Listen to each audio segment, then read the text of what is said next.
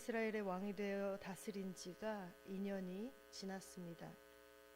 그는 블레셋의 위협에 대응하여 군대를 소집했는데 소집된 군사의 수가 보잘것없이 적었습니다.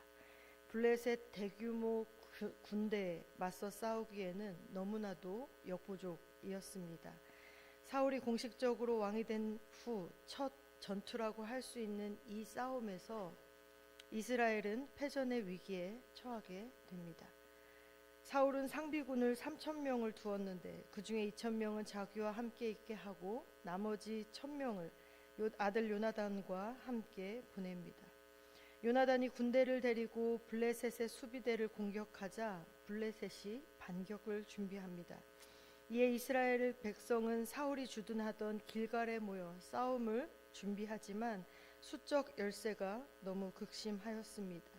싸우기 위해 모인 백성들은 블레셋 군대의 위용을 보고는 두려움을 느끼고 굴과 숯불과 바위 틈과 웅덩이에 숨었습니다. 어떤 이들은 요단강을 건너 동쪽으로 도망치기도 하였습니다. 그럼에도 사울은 끝까지 책임감을 가지고 길갈 진영에 남았습니다. 위기는 위험한 기회라고 받아들일 수도 있습니다. 이러한 급박한 상황이야말로 하나님께 의지함으로 하나님이 이루실 큰 일을 목도할 수 있는 절호의 기회일 수 있습니다. 사울은 블레셋과의 전쟁이 시작되기 전에 사무엘이 길갈로 와서 하나님께 제사 드려주기를 기다리고 있었습니다. 사무엘은 자신이 도착할 때까지 이래를 기다리라 했고 사울은 그 말에 따라 급박한 가운데에서도 이래를 기다렸습니다. 하지만 사무엘의 도착이 지체되자 백성들은 흩어지기 시작하였습니다. 사울은 더 기다릴 수 없다고 생각하였습니다. 그래서 스스로 번제를 드렸습니다. 이 상황만을 놓고 보면 사울이 나름대로 그 상황 안에서 최선을 다했다고 말할 수도 있습니다. 그런 급박한 상황에 처한다면 누구라도 나라도 그렇게 하지 않았을까라는 생각마저 들게 됩니다. 하지만 그런 위기의 순간이야말로 믿음의 진가가 드러나는 때인 것 같습니다. 사울은 그 상황에서 순종보다는 융통성을 택하였습니다.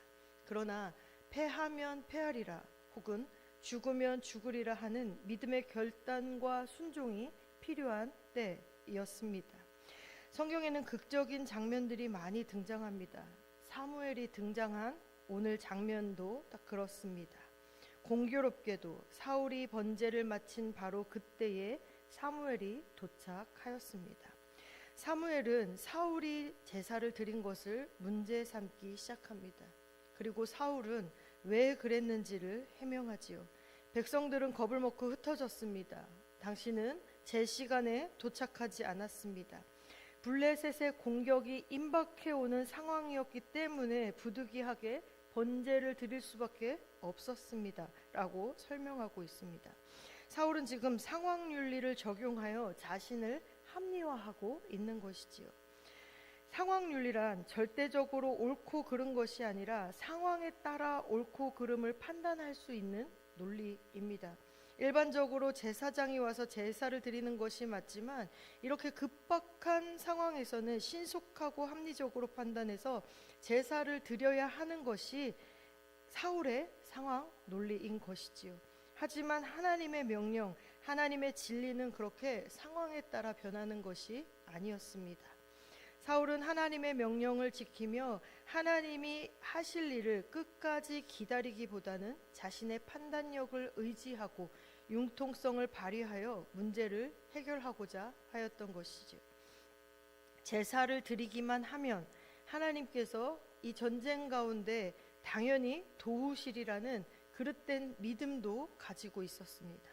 위기의 순간에 가장 먼저 하나님이 기뻐하실 일을 여쭙고 그것을 믿음으로 선택하기보다는 자신의 뜻과 상황 윤리에 그 상황에 융통성을 발휘하였던 것이죠. 사울이 사무엘을 기다리지 못하고 직접 제사를 드린 이유는 군사들이 더 흩어지기 전에 사기를 고취하고 전쟁의 승기를 잡으려 함이었습니다. 그러나 이는 엘리 제사장 때 언약궤를 가지고 전쟁터에 나간 것과 같이 무의미한 행위였고 오히려 사울의 왕위를 잃게 만드는 행위였습니다. 사무엘은 사울이 하나님을 전심으로 의지한 것이 아니라 종교의식을 통해 병사들의 사기를 고취하고 또 왕위를 강화하려 했다는 것을 알았기에 사울의 제사가 망령된 것이었음을 선언합니다. 하나님께 드리는 제사라 하더라도 다른 목적과 의도가 숨어 있다면 그것은 하나님께 망령된 행위일 뿐이다 라는 것을 보여주고 있는 것이지요. 사울은 종교적 행위에 열심을 낼 것이 아니라 하나님의 명령, 하나님의 말씀에 순종을 해야 했습니다. 그러나 사울은 순종하지 않았기에 그 왕위가 다른 사람에게로 넘어갈 것입니다. 그러나 사무엘은 누가 사울을 대신하게 될지 아직 몰랐기에 길갈을 떠나 사무엘 고향인 베냐민 기브아로 올라갑니다. 어쩌면 친족 중에 다른 이가 세워지리라 생각할 수도 있었을 것입니다.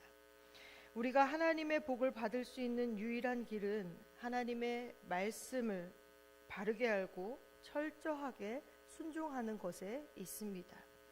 종교적 열심을 통해 복을 받으려는 것은 어리석은 행위이고 태도이지요. 하나님을 종교 행위의 대상 정도로 여기는 태도는 이스라엘을 대적으로부터 보호하는 데 아무런 도움이 되지 않았습니다.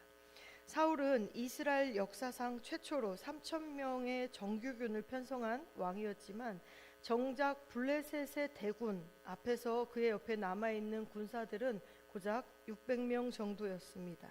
병거 3만 대, 마병 6,000명, 셀 수 없이 많은 보병의 위세와 비교해보면 군대라고 할 수조차 없을 정도였습니다. 이는 사울이 어떤 대적도 두려워하지 않을 강력한 군대를 이끌어내는 것, 길러내는 데에 실패하였음을 보여주고 있는 것입니다. 믹마스에 진을 치고 있던 블레셋 사람들은 셋으로 나뉘어 베냐민 게바에 있던 사울의 군대를 공격하는 포위 작전을 펼쳤고 이스라엘은 이 공격을 막아낼 어떠한 능력도 갖추고 있지 않았습니다. 하나님을 인격적으로 알지 못하였고 종교 행위에만 매달리는 껍데기만 남은 신앙으로는 아무것도 할 수 없다라는 것을 보여주고 있습니다. 진정한 신앙을 가진 사람은 현실 가운데서 하나님의 뜻이 어디 있는가를 깨닫고 실제적인 준비와 활동을 하지만 종교 행위만을 붙잡고 있는 사람은 엉뚱한 열심을 내다가 모든 자원을 허비하게 된다는 것입니다.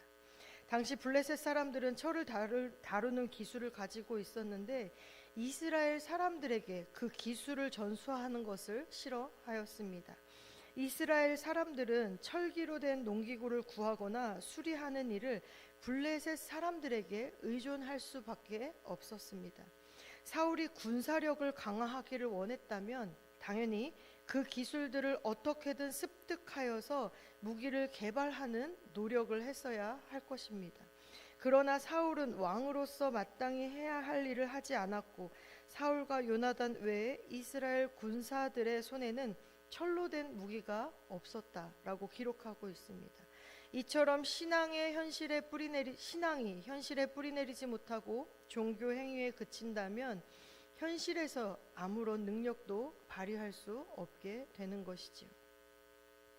하나님을 섬기는 것을 종교적 행위에 열심을 내는 것으로 여겨서는 안 된다라는 것입니다. 내 삶의 모든 영역에서 하나님의 영광을 위해 사는 것이 진정한 신앙입니다. 이런 믿음을 가질 때에 하나님이 우리의 삶의 모든 영역을 주관하실 것입니다. 하나님을 우리 곁에 살아 계신 왕으로 섬기실 수 있기를 바랍니다. 전쟁과 같은 세상에서 가장 중요한 것은 우리의 마음을 지키는 일입니다. 마음이 무너지면 모든 게 무너집니다. 블레셋의 막강한 군사력을 보고 마음이 무너졌습니다. 사울도 다급해져서 마음이 무너졌지요. 잘못된 방법으로 은혜를 구하려 하였습니다. 이 모든 것이 마음을 지키지 못하였기 때문입니다. 저와 여러분이 세상 속에서 하나님을 향한 마음을 굳게 지키며 살아가실 수 있기를 바랍니다.